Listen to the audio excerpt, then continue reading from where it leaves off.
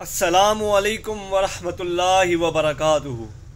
ला हौला वला कुव्वता इल्ला बिल्लाहिल अलिय्युल अज़ीम। हस्बुनल्लाहु व निअमल वकील। आज मंगल के दिन इतवार को गुजरे हुए 2 दिन हो गए। मैं इस इंतज़ार में था कि शायद दूसरी तरफ से कोई वीडियो आए इंजीनियर साहब के नाम, तो एक ही दफ़ा इस टॉपिक को डिस्कस किया जाए। लेकिन 2 दिन गुजर गए हैं, कोई वीडियो नहीं आई और मुझे नहीं लगता कि आइंदा आने वाले दिनों में भी कोई वीडियो आएगी इस हवाले से किसी की। तो मैंने सोचा चले आज फिर इस टॉपिक को डिस्कस कर लेते हैं थोड़ा सा। बिफोर आई प्रोसीड, 2 बातें मैं यहाँ पे पहले क्लियर करता जाऊँ। पहली बात यह है कि ये कोई इख्तलाफी वीडियो नहीं है। ये कोई ये ना समझे कि भाई किसी पे मैं तनकीद करने के लिए वीडियो बना रहा हूँ ना।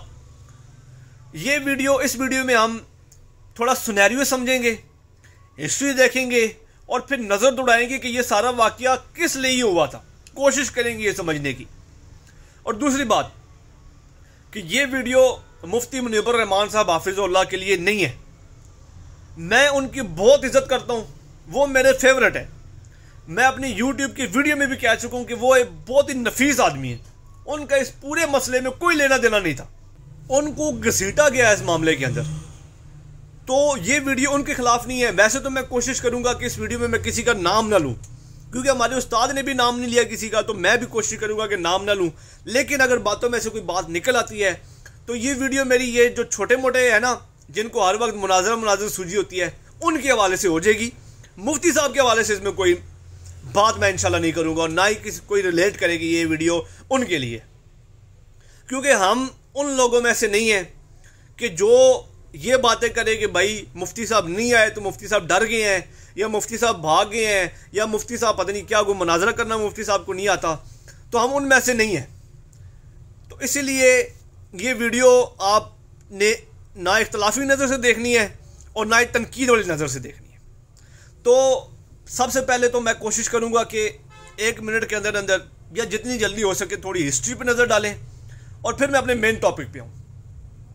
2 महीने पहले अनाउंसमेंट हुई कि जेलम के अंदर ख़त्म बुखारी का प्रोग्राम हो रहा है, जिसके मेहमान खुसूसी मुफ्ती आज़म पाकिस्तान मुफ्ती मुनीबर रहमान साहब हाफिज़ुल्लाह हैं।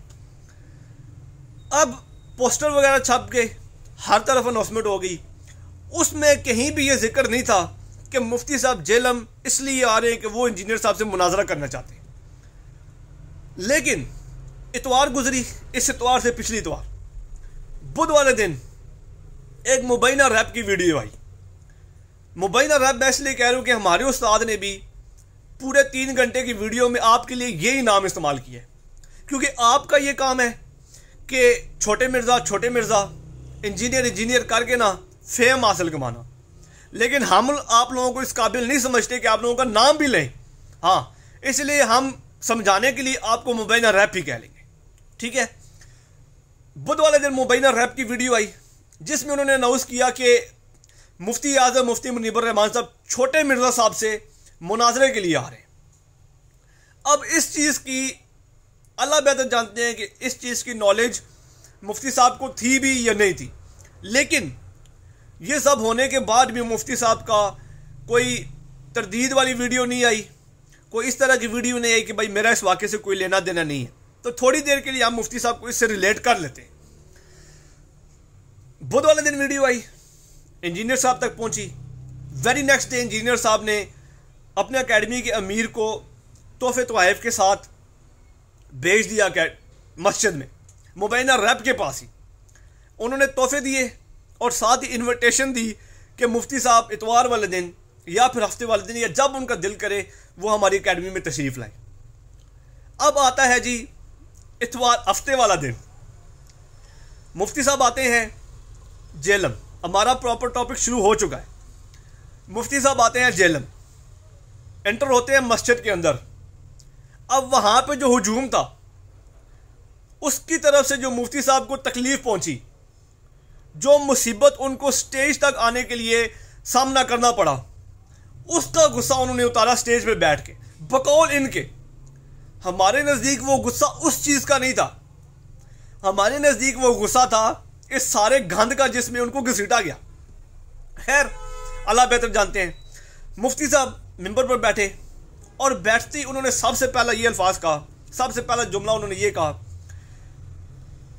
कि अहले सुन्नत वल जमात के लोग बदनज़मी का सबब बनते हैं। अहले सुन्नत वल जमात के जनाजे भी बदनज़मी के बगैर नहीं होते। हमारे यहाँ लोग महफिलों में नारे मारते हैं और फिर दामन झाड़ के घर चले जाते हैं। अहले सुन्नत व जमात में और बहुत सी जो कमजोरियां दर आई हैं उनमें से एक बदनज़मी भी है। आप एक जलसा नज़्म व ज़ब्त के मुताबिक साथ नहीं कर सकते, कौन सा अमल असर करेंगे आप कि एक मेहमान को बुलाया, स्टेज तक पहुंचना एक मसला बन जाए और अहले सुन्नत का कोई जनाजा भी कभी डिसिप्लिन से नहीं होगा। इस नारों के कल्चर में यही है कि आप नारे लगाकर सातवें आसमान पे पहुंच जाते हैं, फिर दामन झाड़ कर घर चले जाते हैं।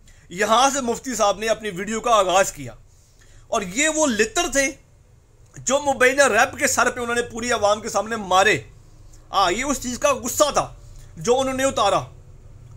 अब प्रॉपर शुरू हो गया बयान, प्रोग्राम शुरू हो गया। इंजीनियर साहब मुफ्ती साहब ने ऑलमोस्ट 75 से 80 मिनट की एक तकरीर की, जिसके दौरान उन्होंने एक दफ़ा भी इंजीनियर मोहम्मद अली मिर्ज़ा साहब का जिक्र नहीं किया और बता दिया कि मेरा इस मामले से कोई लेना देना नहीं है।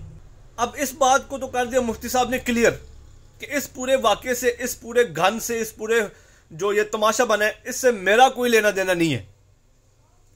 अब अपने खुतबे के दौरान मुफ्ती साहब ने 3-4 दफ़ा इंजीनियर का लफ्ज़ इस्तेमाल किया। अब जिस तरीके से उन्होंने इंजीनियर का लफ्ज़ इस्तेमाल किया, अगर हम इनकी नज़र से देखें ना, तो हम लोग अगर ये काम करते या इंजीनियर साहब अगर ये बात करते तो सीधा सीधा गुस्ताखी का फतवा 295C का फतवा लग जाना था इनके ऊपर। मुफ्ती साहब ने फरमाया कि जिस तरह डॉक्टर इंसानों के इंजीनियर होते हैं ना, इसी तरह नबी सल्लल्लाहु अलैहि वसल्लम इंसानों की रूह के इंजीनियर हैं। अब नबी को इंजीनियर के साथ तशबीह दे दिया, मिसाल देने के लिए ये बिल्कुल ठीक है, लेकिन अगर हम लोग ये बात करते तो इन लोगों ने हमारे ऊपर लगाना था फतवा। खैर आगे चले। मेन मुद्दा यह है कि पूरे प्रोग्राम के अंदर इंजीनियर का नाम नहीं लिया किसी ने। चले मुफ्ती साहब ने नहीं लिया, उनका इस मसले से लेना देना नहीं था। मुबैना रैप ने भी नाम नहीं लिया। इस चीज से मुझे बड़ी हैरत हुई। आपने वीडियो में आके मुफ्ती साहब का नाम इस्तेमाल किया और लगाई वीडियो के भाई मुफ्ती साहब मुनाजरे के लिए आ रहे हैं। मुफ्ती साहब ने आपको मेंशन नहीं किया लोगों के सामने क्योंकि वो बरेश आदमी, लेकिन आपको चाहिए था कि आप मुफ्ती साहब के सामने और भरे मजमे के सामने इस बात का ऐलान करते कि मुफ्ती साहब मैंने जुबान दिया है कि आप मुनाजरा करेंगे, मैंने ये बात की है पहले, आप मेरे साथ सुबह चल रहे हैं मुनाजरे के लिए, ये मेरी रिक्वेस्ट है कि आप मेरे साथ चलें। आपने भी बात नहीं की मुबैना रैप साहब, ये मर्दों वाली बात तो ना हुई फिर। और इस बात से मुझे बड़ी हैरत हुई, किसी और ने नाम नहीं लिया, इसका कोई मसला नहीं, किसी और का लेना देना भी नहीं था।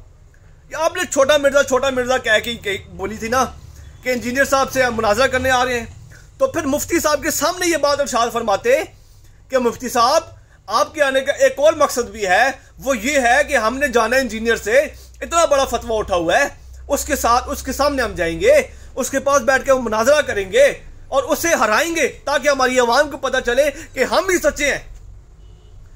लेकिन आपने कोई नाम नहीं लिया। ये तो फिर आपकी बुज़दिली हुई, ये तो फिर आपकी शिकस्त हुई कि आप पीठ पीछे बात कर देते हैं, मुंह के सामने कोई बात नहीं करते। हम फिर इससे यही नतीजा निकालेंगे कि मुफ्ती साहब तो कसूरवार थे, बेकसूर थे। कसूरवार तो आप हैं जिन्होंने मुफ्ती साहब का नाम इस्तेमाल किया और बाद में फिर आगे मुफ्ती साहब के सामने जिक्र भी नहीं किया। लोगों के सामने इतनी आवाम जो बैठी हुई थी वो इसलिए बैठी हुई थी कि वो इस मामले पे आपका मौक़िफ़ सुन सके। तो फिर हमने इससे क्या नतीजा निकाला कि मकसद तो यह था कि जो खत्म बुखारी का प्रोग्राम हुआ है इसको कामयाब बनाया जाए, इसको फेम मिल सके, तो ये सारा गामा किया गया। आप देखें कितने ज्यादा प्रोग्राम हुए हैं खत्म बुखारी के आज तक। किसको याद है, किसको कुछ याद पड़ता है कि भाई कभी खत्म बुखारी कोई प्रोग्राम हुआ था? लेकिन यह प्रोग्राम रहती दुनिया तक याद रहेगा। और जो हमारे भाई दस्तार बंदी जिनकी हुई है वो इंशाल्लाह आगे बताएंगे कि भाई हमारी दस्तार बंदी उस दिन हुई थी। हाँ उसी दिन। आगे आप वो समझदार है। तो भाई मेरी नज़र में जितना मैं अभी तक समझ सका हूं ना, ये वाकया सिर्फ इसलिए हुआ है कि भाई हम अपना प्रोग्राम मशहूर कर सकें, हम अपना प्रोग्राम कामयाब कर सकें, उसमें चाहे हम अपने बड़े का नाम इस्तेमाल करें या चाहे अपने मुखालिफ का नाम इस्तेमाल करें। मकसद ये है कि हमने जो पैसा लगाया है इसको हम कामयाब कर सकें। तो मेरी समझ में तो यही आता है।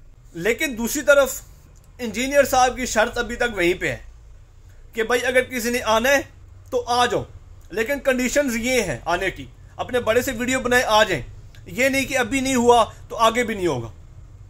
अब देखना ये है कि आइंदा आने वाले दिनों में ये ऊंट किस करवट बैठेगा।